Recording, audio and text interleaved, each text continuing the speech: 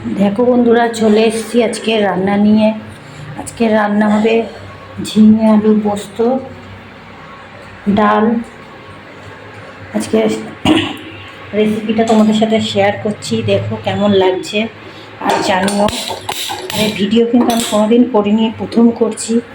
যদি কোনো ভুল হয় আমাকে একটু বলো প্লিজ। নেক্সট টাইম চেষ্টা করবো যেন সে ভুলগুলো না হয়। তো কড়াই আমি চাপিয়ে দিয়েছি, কড়াইতে এখন দেবো তেল। কড়াইতে আমি এখন তেল দেবো।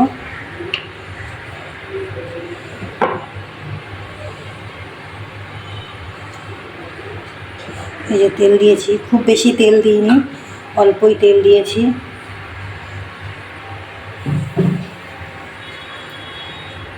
তেলটা গরম হলে তারপরে পাঁচফোড়ন দিয়ে নেব।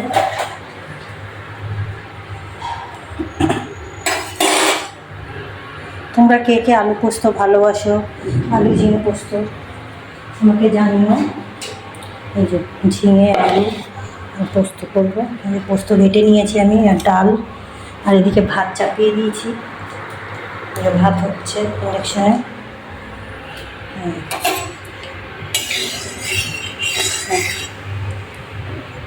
তেলটা গরম হলে আমি এটা দিয়ে দেবো পাঁচফোড়ন।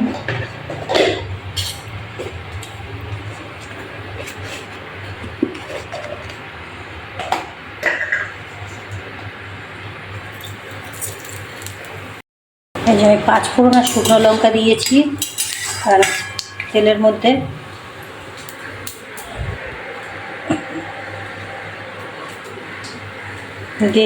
পেঁয়াজ দিয়ে নিলাম। পেঁয়াজটা একটু ভাজা ভাজা হলে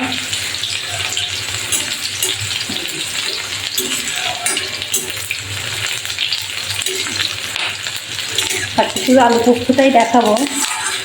তোমরা একটু জানিও কেমন হয়েছে দেখতে রান্নাটা।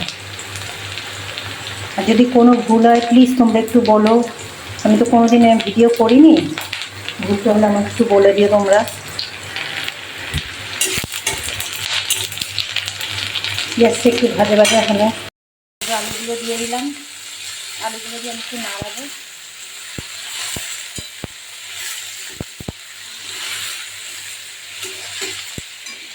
আলুগুলো দিয়ে আমি নাড়াচ্ছি। তোমরা কে কে আলু পোস্ত ঝিঙে পোস্ত ভালোবাসো জানিও।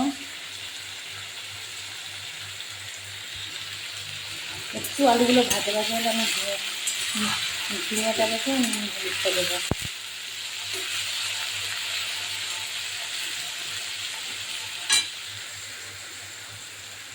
আজকে রান্না ঝিঙে আলু পোস্ত, উচ্ছে আলু সেদ্ধ, আর তোমার হচ্ছে মাছ ভাজা।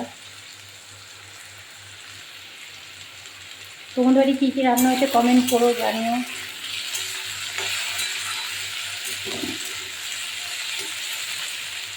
এবার একটু আমি নুন দিয়ে নেবো। একেবারেই নুনটা দিয়ে নিলাম, কারণ বারবার নুনটা দেবো না। একটু ঢাকা দেবো।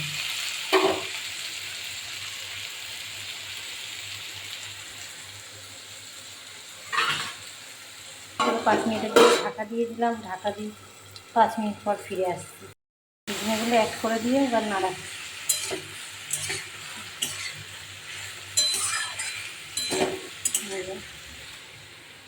দেখো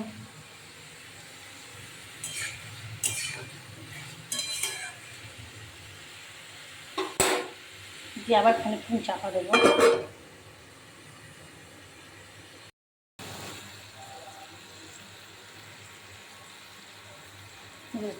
দেখো কালারটা ঠিক এরকম এসছে।